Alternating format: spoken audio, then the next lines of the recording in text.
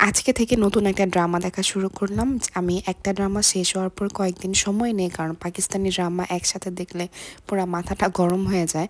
তো যাই হোক, ড্রামা দেখার পর এখানে আমার প্রত্যেক দিনের রুটিন হচ্ছে কারেন্টলি যে আমি একবারে নামাজ পড়ে ঘুমাই। যেহেতু একবারে সকালে ঘুমাই, তো ঘুম থেকে উঠতে উঠতে একদম দুপুর হয়ে যায়। তো ঘুম থেকে উঠে সবার আগে আমি হালকা করে আমার রুমটা একটু ক্লিন করি, তারপর একবারে নামাজ পড়ে তারপর রুম থেকে বের হই। আজকে হচ্ছে আমার কাজিনের বাসায় দাওয়াত, তো আজকে আমি এখন শাওয়ার নিব। শাওয়ার নেওয়ার আগে এই উইন্টারে আমি সবার আগে হেয়ার ড্রায়ারটা বের করে একবারে রেডি করে রেখে যাই, কারণ শাওয়ার নিয়ে আসার পর এত শীত লাগে। তো এখানে আমি গিজার অন করে সবকিছু রেডি করছি। শাওয়ার নিয়ে এসেই দেখলাম ভাবি আমার বেডটাও গুছিয়ে দিয়েছে, তারপর আমি রেডি হয়ে গিয়েছি। যেহেতু পাশেই আমাদের কাজিনের বাসায়, তো জাস্ট জামাটা পরে হালকা রেডি হয়ে চলে গেলাম ওই বাসায়। যেই প্রথমে দেখলাম আম্মু এখানে বাবুকে খাওয়াচ্ছে, তারপর আমি যে কিচেনে ঢুকে গেলাম, দেখলাম কি কি রান্না করেছে আজকে।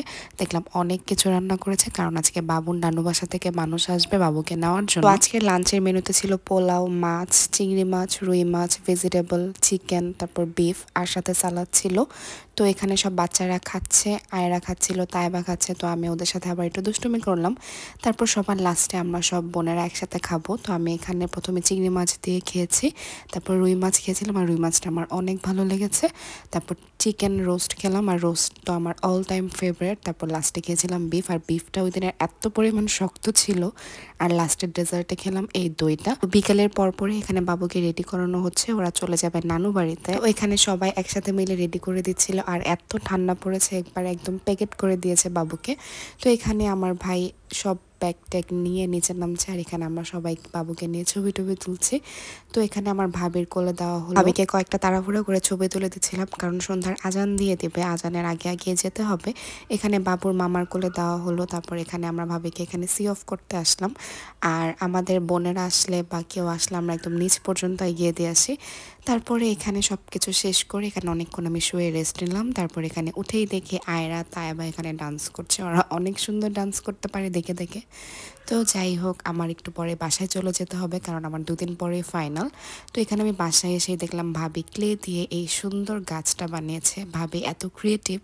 তো যাই হোক, এখানে আমি পড়ালেখা শুরু করে দিয়েছি, কারণ আমার জাস্ট 2 দিন পরেই ফাইনাল, এর জন্য আমি ওই বাসা থেকে তাড়াতাড়ি এসে পড়েছি। আর আমি পড়তে বসলে আয়রাকে ডাকতে থাকি, কারণ ওর সাথে থাকলে আমার অনেক ভালো লাগে, ও আমার বই খাতা নিয়ে খেলতে অনেক লাইক করে। তো যাই হোক, এটা হচ্ছে পরের দিন ঘুম থেকে উঠেই আমার রুমের এই অবস্থা, কারণ আমি রাত্রেবেলা কেন জানি যতই গুছিয়ে রাখি না কেন, রুমটা এর পরের দিন একদম মেস হয়ে যায়।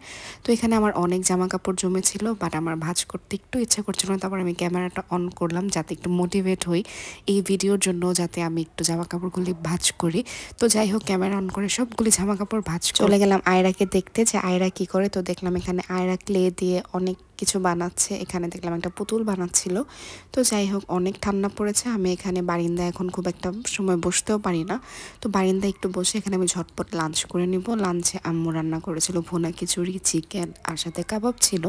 তো ঝটপট লাঞ্চ করে আমি একটু রেস্ট নিয়ে পড়তে বসে পড়বো। কেন জানি আমার লাস্ট এক্সাম থাকলে আর পড়া হয় না খুব একটা, তো আমি পড়তে পড়তে আমার একটু পরপরই ক্ষুধা লেগে যায়। তো এখানে আমি একটা বিস্কিট খেয়ে নিলাম, আর কালকে যেহেতু এক্সাম, তো আজকে আর্লি ঘুমিয়ে পড়বো। That was it for today. Thank you so much for watching, take care, bye by.